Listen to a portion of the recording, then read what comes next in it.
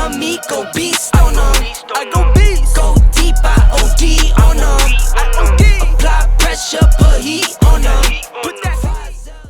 Let's watch from Cosign Magazine. We're sitting here with Chelsea Grayson, entrepreneur extraordinaire, very important within the culture as an influencer, a businesswoman, and a lot more that we're going to learn today. So without further ado, get started. So Chelsea, it's my pleasure. Thank you so much. Absolutely. Feel privileged. Absolutely. So I wanted to just get started and just understand and get to know exactly who is Chelsea Grayson. Where you come from? Where you born? How did you end up in LA? Where did you start? Yeah. No, I am the unicorn. I was born and raised in Los Angeles. Okay. So right, that's very rare. Okay. I was born and raised in LA, kind Okay. of on the west side. You call it the west side now, but I mean, listen, I'm 48. Okay, I just turned 48. Scorpio. Shout out Scorpios. Hey. I'm a Cancer. We're okay. both water signs. That's okay.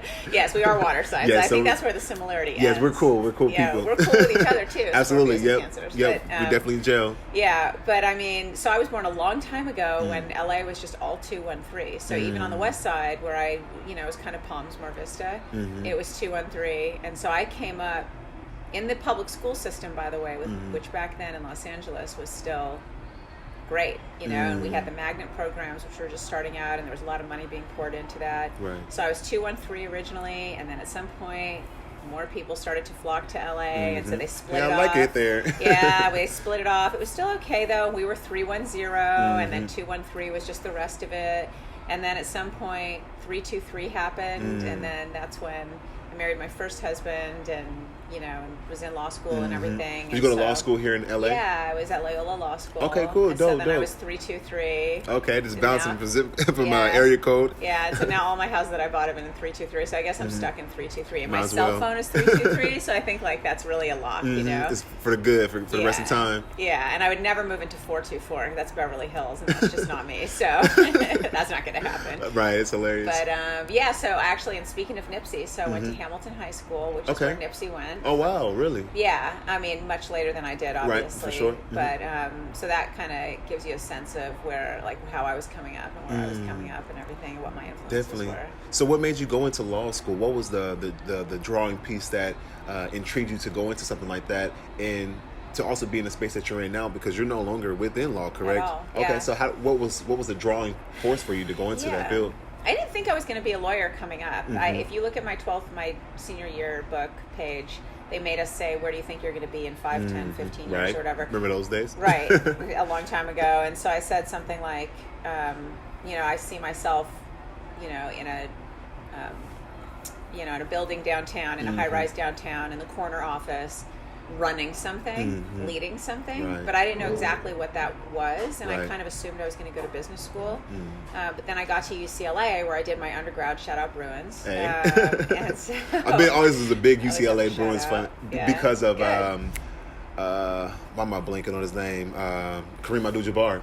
Oh, that's my favorite. Yes, I love him. that was yeah. my all-time favorite player growing up. Yeah, I'm reading a book by him right now, actually. Okay. I'll get the name for you later, but it's about the first black tank battalion, and this was in Really? World War II. He wrote it? He wrote this book Okay. because it was a really important part of African American history that he wanted to talk about, because African Americans have been fighting, to be able to gain the right to actually be in combat Right, in for the sure. military, which I never, we'll digress for a second, I never For really sure. understood that yearning, because I was sort of like, why would you want the right to go die like that in combat? And then I realized that even if you've been given citizenship, or you've been deemed to be a full part of the country, after the sort of horrific history that we have Right. here under the Constitution, people are always going to look at you sideways if you haven't fought for this country, or Right, if you don't have the ability to fight for this It's a country. noble thing to do, especially Yeah. at that time. And it's part of being a full-fledged group of citizens. Absolutely. And this book really helps you understand that concept. That's interesting. I definitely would love to It's get the name of that for sure. Fascinating. Yeah, I'll get the name of it for you. I've got it on my phone. But so I got to UCLA, and I was an English literature major. Okay. I started out as a biz econ major, and then I moved out to a minor, because I Okay. still thought, well, I might get an MBA. But as an English lit major, you're reading, you're figuring out, what the words mean on the page, how to interpret words, and then you're advocating for a particular position, based on the text that you've just read. Right. You're writing papers mostly. It's not about finals. Right. And so I got out of UCLA, and I realized I'm not going to be an English lit professor. Right. Not the funnest thing in the world. Yeah, and I wanted to pick up money. So like, you're not going to make a lot of money doing that. Absolutely. You know, and that's a grind. And so I started to think about my advocacy skills that I had picked up in terms of arguing for a position, and the way that I had become a master of words and language, and how I understood how to very succinctly and efficiently use words on a piece of paper to be really powerful, or spoken to be really powerful. And so lawyer was the obvious natural choice. So you transitioned, doing the work with American Apparel, and now you're at True Religion doing. So can you talk to me a little bit more about your role at True Religion and what that process was like, and kind of the things that you did there? Yeah, so I sold American Apparel, like I said, to Gildan, and then I was sort of retired. That's I was going to sit on boards for my career, basically for the entirety of the rest of my career. Right. And so I took a bunch of board seats, and I was all good. And Goldman Sachs, who, if you recall, had owned American Apparel before I sold it for them, they asked me to come sit on the True Religion board, which they also owned a huge percentage of. And so I sat on that board for about a year, and I chaired the audit committee and really got to know the company very well. And True Religion was a brand I had sort of grown up with anyways, so it was very easy for me to connect with what was going on there, even if I wasn't running it. And then at some point, Goldman Sachs said, look, we're going to part ways with the CEO, and so we'd like you to drop in as the CEO. Cool. So that's how I dropped in. So I dropped in from the board, and then I was there, and man, we did a lot there, and I've actually resigned from that position now.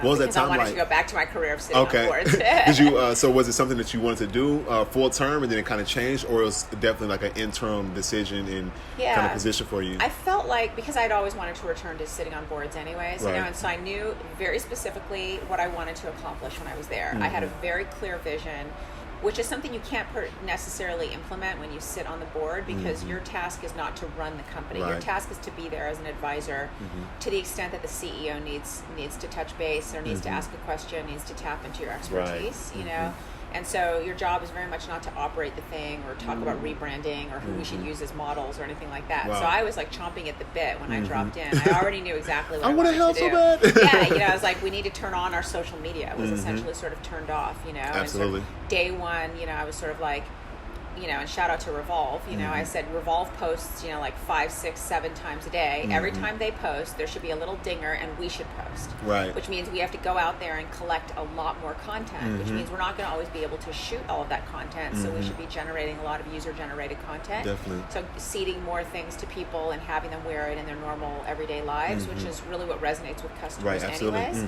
So we right away changed the look and feel and quantity and quality of the content that we were putting on social media. And so people started to see us a lot more, and then the algorithm started to help us, because the more you post, the more you're going to be seen. So we started to gain a tremendous amount of followers, and that was in November, and just in that month alone, you could see revenues dramatically increase. Makes sense. Just from, and because I had us doing things that we had not done before, which is put, shoppable bags in the posts or swipe ups in the stories. And so now you could just click right in. And that was something that was starting to happen, but hadn't necessarily really taken a hold, and certainly not something that was happening at True Religion. Here's the interesting intersectionality. We talked about this a little bit on our previous call.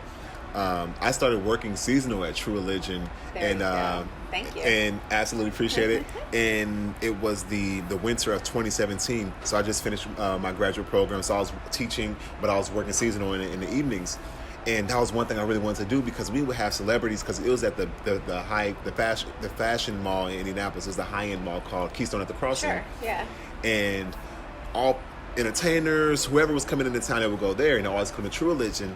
But none of it was getting marketed. So exactly. So I was like, yo, can I start an Instagram page for this True Religion store? And they was like, no, you absolutely can't. But I was like, we're missing so much content and marketing. So much. This, and customers out there posting and tagging, and it would never get reposted. Absolutely, So we started to jump on that, and then I also realized that we were maybe, our actual marketing, our e-com and our editorial shoots weren't they weren't resonating with the customer that we actually had. They were looking for a customer that we didn't necessarily have, or maybe we had had at one point and didn't have anymore. So I switched up all of our models to better reflect our customer base, including, a much more diverse array of models, because True Religion had previously been you know, very much alive in the hip hop culture. Right. You know, that's kind of like how it started. Absolutely. You know, before Yep. it really fell off. You know. And you know, so I was like, we're A lot not of guys really like 2 vibing. Chainz rapped a lot about True Religion and the music. True Religion, the mixtape, right? Iconic. It's like 7 years old at this point. I think he'll hit his decade in a few years, you know. But absolutely, you know. And so I said, look, we need to have models that are better reflective of what the culture wants to see, not just from, you know, a color of skin perspective, but also just a body type perspective, you know. Right. And then I also wanted to change the supply chain, so I switched over a lot of our supply chain to on demand. Okay. So that, you know, we didn't have to keep a lot of inventory for many of the products that we were developing, which is huge for an apparel company or for any consumer goods company. For sure. Not to have to worry about selling through inventory, not to have to plan what kind of inventory you're purchasing or even allocate where it's going to be. So people would order and then we would send it out to the on-demand factory. They would fulfill it from there. And then they would ship it right directly to the customer. So that was revolutionary for us in our supply chain. And then I got a new artistic director, and we decided to focus on, instead of catching trends, if not making a trend, at least hitting the trend when it was on trend instead of catching it sort of at the tail end, which is what the company had really started to do. And so There's a lot of momentum that way. Oh yeah, exactly. You know, so we really started to get much more on it in terms of the designs that we were putting out, you know, and kind of modernized all of that. And so much more. So, but I had a very specific list, a very specific strategic plan of what I wanted to accomplish there. And so, once you get through that, you know, and you kind of feel like you've righted the ship a little bit, then kind of bounce back. You know, because I think it's really important for people to, sure, you can zig and zag a little bit and, you know, maybe veer away a little bit from your long-term goal in your career. But ultimately, you've got to come back to whatever that 5-year plan was, or come up with a different 5-year plan. Right. It's not right. Sometimes you got to restructure and go back to, you know, the drawing board. Right. And so, but for me, I knew, very definitively understood that sitting on boards is really the place to be, ultimately. You know, sure. And really interesting because you can sit on a bunch of different boards and be involved in lots of different industries and surround yourself with different groups of people on a regular basis, which is really vital, you know, for me in terms of keeping my brain alive, you know? Right. So I had taken this zigzag, which was something that was an offer I couldn't refuse, obviously, to go run this company. And then I got back on track. So there's a lot of other stuff that you're doing now with is it Sugarfina? Yeah. How does that make fun one. how does that make sense within the trajectory and the progression of Chelsea Grayson? Yeah. Like, because I know you said you wanted to get back to doing what you loved and what you were interested in, and it's something you're doing now. Was that similar or connected to what you wanted to do, or it just kind of came out of nowhere, like the True Religion opportunity or the opportunity with American Apparel? Yeah, no, for sure. Because on Sugarfina, I sit on that board. So that's right back to my original plan of I'm going to sit on boards. You know? Right. So I sit on the Sugarfina board. The boards I sit on now are very reflective of some segments of industry that I think have a good future ahead of them, you know, or have some sort of a hockey stick future. The areas that we should be focusing on, right? So Sugarfina is interesting because it's essentially adult candies, right? It's, you know, alcohol infused. You know, everyone's had the champagne gummies or the rosé gummies or Very good. white Jamaican rum bonbons and, you know, just really good stuff. You know, so you have a nice little buzz and you're eating chocolate, you know, what's a win-win. with that? It's a win-win, you know. And you can see all the possibilities for them too in terms of what they can do even in the cannabis culture, right? Right, for sure. And then the other board, one of the other boards I sit on is Vireo Health. Vireo Health, right? Yeah, which is a public company that grows and distributes cannabis, and we can talk more about it later. But that cannabis, I think, and every different area of the cannabis industry, I think that is something, although the industry is struggling right now in terms of most of the companies are cash poor because it's hard to get financed. That's just a temporary thing, you know, and I think that things will sort themselves out, and that's an industry that's got a toehold in perpetuity. For sure. And then I sit on the board of a startup that has a couple of AI artificial intelligence products. Dope. And AI is, obviously, it's one of these scary, creepy things, you know. You don't know which direction it can head into in the hands of a certain individual or whoever. All of us watch the Terminator movies, you know, it could go really badly. Right, or very much so. No, not too bad, but no, very bad. Right, or really bad. Right. But, there's levels to how bad it can be. And we have some products that, you know, at times I'm sort of like, woo, we're going to be doing that. But I think AI is, it's going to be dramatically helpful in so many different segments of the economy. So I really wanted to, you know, dip a toe into that. And then I sit on the board of advisors for the UCLA English Literature Department. Okay. They invited me Go back to sit your on roots. that board, which who says no to that, right? Right, That's absolutely. just an honor to sit on that right. board. And I sit on the advisory board of a company called Marca Global, which is, after Reputation.com, the second largest online reputation management company, both for companies and for individuals, which is really important for all of us because we are our online persona. So when people Google your name, what Right. comes up on the first page, Right, and you want absolutely. to make sure you have total control over what comes up on that first page. And so as much as you possibly can, nothing bad, and as much as you possibly can, the best stuff at the top. You know, because people have such short attention spans, and that's how they find out about you. So Marca Global focuses on that, and I sit on their advisory board Definitely. with my old chairman, with my former chairman of the board from American Apparel, who was the woman that originally recruited me to come to American Full Apparel. circle. Full circle, yeah. So the journey seems almost progressively divine. Like everything is just like knocking and making Absolutely. sense. But within those certain parts of the journey, there's moments we pull from that were not as easy and more difficult. What were some of the parts within the journey that you experienced that was, I guess you consider hardships, but helped define who you are and what you do now with all things you're a part of, being on boards and this being who Chelsea Grayson is? Yeah, that's a really good question. So I think, like I say, I had this hiccup where I left Jones Day to join a different firm because I thought that, you know, they focused on some industries that Jones Day didn't, including music and entertainment, which is a local industry here in Los Angeles. And best advice is always to try to get involved in whatever the local industries are. If you're in Texas, get into oil and gas, right? I mean, just some of these things are really natural. And here we've got music and entertainment. We have aerospace, you know, we've got... And Jones Day wasn't focusing on music and entertainment, so I thought it would be really interesting to go somewhere that did that. I thought that it was a smaller firm, so I could charge a little bit less and therefore get more middle market clients, which is what we have here in Los Angeles. I didn't really do as much diligence as I should have, and I know that firm is wonderful for lots and lots of people who have been practicing there for years. It wasn't culturally the right fit for me, and I didn't do enough diligence to figure that out until I got there. And so I was there for a couple of years, and trying to find my way, you know, even to the extent where I added renewable energy onto my plate as one of my areas of expertise because it enabled me to be out of the office a lot. Because renewable energy is centered a lot in Asia and India, where there's huge turbine manufacturers and suppliers, and they've got lots of solar fields, and you know, they do really interesting offshore deals there. And so it enabled me geographically to not be around, but you can't live your life like that. And particularly, I was a single mom with 2 kids. My kids are 17 and 15 now, but they were much younger then. You can't be away all the time like Absolutely. that. So, but although at the time it wasn't a great experience for me, and it distressed me to think I had made a mistake in a very carefully crafted career up till that point, like I said, it made me vulnerable. It made me open-minded to taking an offer to go somewhere like American Apparel, because I was sort of already at a place I considered to be bad for me. How much worse could it get? I'll take a flyer.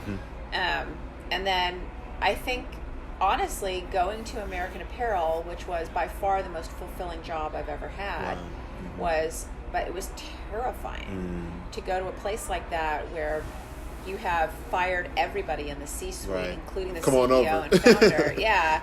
And then, you know, half the people that you get there, they're experiencing PTSD because of the bad things that he had allegedly done to them. But the other half of the people are experiencing Stockholm syndrome. Right, absolutely, yeah. Because they're sort of like, yeah, that was bad, but he was our leader. Who's going to lead us now? And who the hell are you? Right, absolutely, yeah. So now they're protecting the person who hurt them, which is the direct definition of it. It definitely happens, right? Humans do that. So it was, you know, trying to get my actual job done in terms of just righting the ship and getting policies and procedures in place and fighting all of the litigation and getting us to a place where we could do deals and be more financially stable, but also working with the culture there and dealing with really human issues every day, which is not what lawyers are trained to do, deal with humans. That was so tough and scary for me. And it was a more than full-time gig. I slept there almost every night on the couch in my office, you know, for a long time. You know, I was scared constantly because every day I was doing something that I had never done before. And in the end, though, it was, God, my brain grew so much. I can only imagine. My seasoning grew so much. Every day I call back to something I learned on that job and use it. That's beautiful. Every day. So when you're going through these different moments in the journey where you're experiencing these hardships and you're leveraging the positive that comes out of them, there's certain principles that are built or mantras that we use just based off those experiences. What are some of the principles that were gained, as well as some of the mantras you still kind of hold on to this day? Yes. Like you say, you refer to those. Like, what are some of those? Yeah. First of all, everything you do it with honor. For sure. And so that's ethics and that's morals and all of that, but honor is bigger than all of that. You know, do everything you do with high principles and honor. You know, don't get dirty. Don't violate a moral code that you set for yourself. Absolutely. Always hearken back to that, and then you will always be fine. Even if it doesn't end up well for you from your perspective because, ooh, I don't have that job anymore, or God, I didn't make a lot of money there, it'll be perfect for you because you stayed honorable. For sure. And that will always parlay into the next great thing for you. Absolutely. And then the other thing is, listen, this isn't for everybody. This is just for me.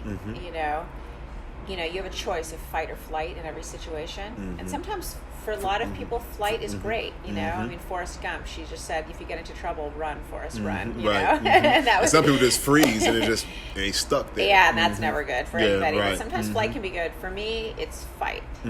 So I gained a tremendous amount of courage and bravery, you know, throughout the course of my career. And so when I'm challenged, for me, it's always worked out to not be scared, to just swallow that urge to be scared and urge to sort of back away. And I fight. I confront everything. There's power in that. There's a lot of power.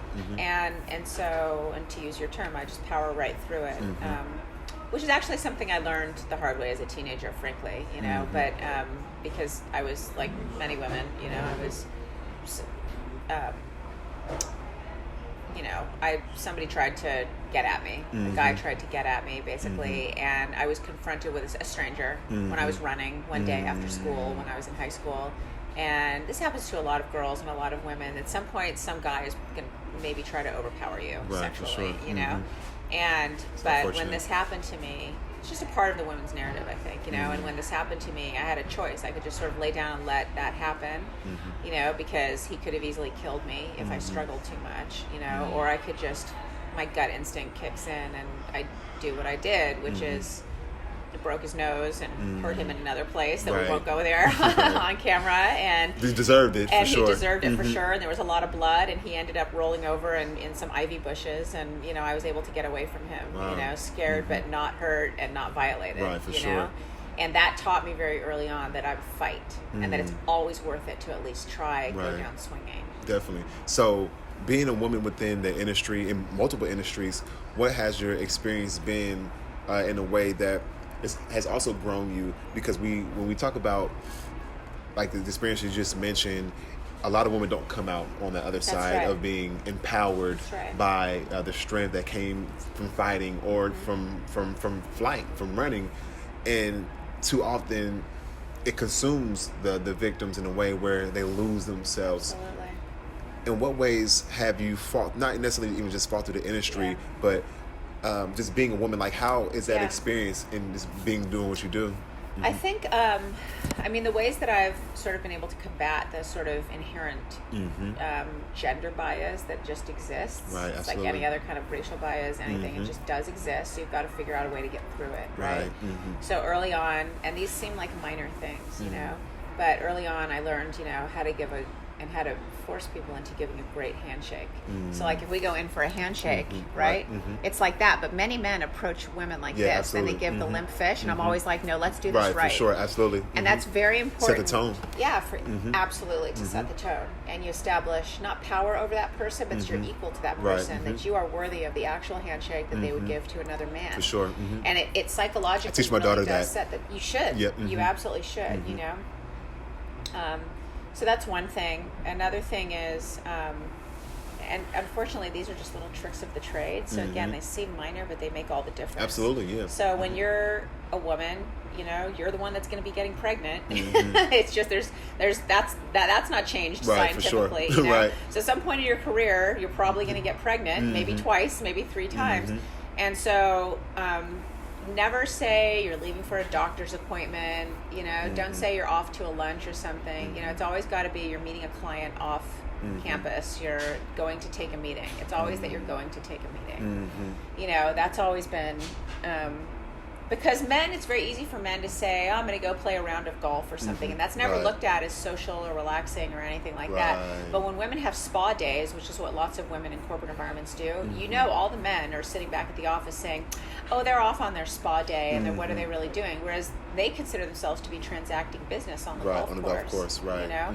So it's that... There's an inherent bias there, so I try to avoid those kind of like spa days or whatever. You know, you just don't do that kind of stuff. Right.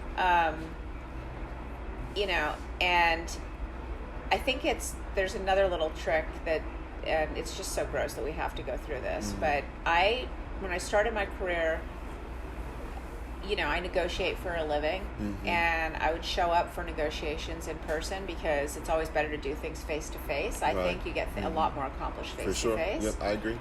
But I came to recognize that I would walk in and listen, I'm not ugly, you know, and so you walk in and they sort of discount you in some ways because you're attractive, and then they don't There's necessarily... got to be a reason why you're here outside of the rails of your accomplishments and your resume.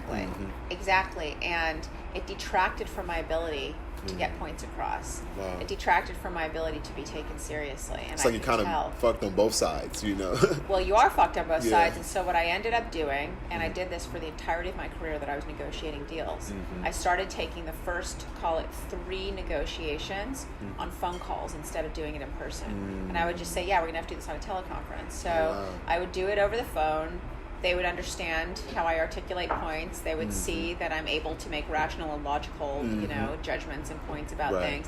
And it was only towards the end of a deal that I would actually start to call all hands in-person meetings. And then it didn't matter anymore because they already knew. Right, you keep everybody honest. There you go. So sort of little tricks of the trade like that. I think finally, and this is a bigger, more macro point, so it's not so in the trenches, you know, as a woman, and I think even as a person of color, frankly, you know, for all those of us who are all kind of disadvantaged as we go into the workplace or whatever, you definitely need mentors. And you for sure need mentors that are like you, because that's somebody you can commiserate with, and somebody who can say, you know, tell it like it is and kind of give you the pitfall warnings and all of that. But it's so important. You also need mentors that are totally not like you. So like old white guys, we need those as mentors, because old white guys can open lots of doors for you that other mentors can't, unfortunately. They just can't, not yet, you know. And so they will take you to the clubs. They will show you how to join those specific clubs. They'll take you to cocktail and networking events that you might not otherwise get into, and they'll show you how to act in those events, and they'll introduce you to people you might not have otherwise been connected with. They'll talk to you about how to dress properly, you know, and how people perceive you, you know, in terms of your wardrobe, you know, which other mentors might not even realize is a thing. Right, for sure. You know what I'm saying? It's definitely layers and levels to it. There you go. You know, and some of this stuff is like really secret society skull and bones shit, you know? Right. Okay. And so you gotta be there to get it. You need all sorts of mentors, but you definitely need those mentors that are not like you. Because unfortunately those are the ones that have historically been really successful. Right, absolutely. You know, so I took really good care. That's a great point, great segue. So with Cosign Magazine, we believe no story should go untold, and everyone has someone within their life, their career, that co-signed them, that said, this is someone you should know. They have this X skill set. They have this X amount of abilities. You should work with this person, do X whatever. Who is that person who co-signs you within your career, or the different progressions within your career? Yeah, I've got a few. Okay. I want to shout out to a few of them. So the first person was Bert Zweig. And my gosh, by now Bert is in his 90s, you know. But when I first got to Jones Day as a baby lawyer, you know, kind of flitting around, not really sure what I was going to do, he had the job that I ultimately would get, which is running M&A in California. Okay. And he sat in that big corner office, and his office wasn't like anybody's office because he was able to decorate it specifically. It was bigger than this space that we're in right now. This is big, and it was carpeted, and he had all special furniture and everything. And to me, he was just like, "Whoa, I can't even believe I'm being invited into your office." And early on, I brought a client in because I started practicing in the late 90s when it was sort of the end of the height of the first tech boom.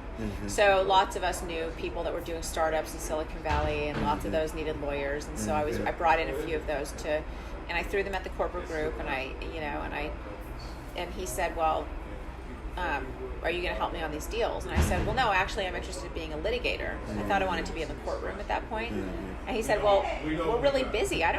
We don't have time just to do these deals for your clients. You need to come in and do these. And I said, well, but I'm not a deal lawyer. He said, you're not an anything lawyer. You've been here for 3 months. He said, right, that's big. That's big. Great advice. That's great advice. And he said to me, there are no women in corporate law. Women don't do deals. There are lots of litigators, but they don't get into M&A. And he said, you could get into this and fill an indispensable niche for this firm, and you could find a pathway to partnership here, which was extremely difficult. It's like getting the golden ticket in Willy Wonka or something.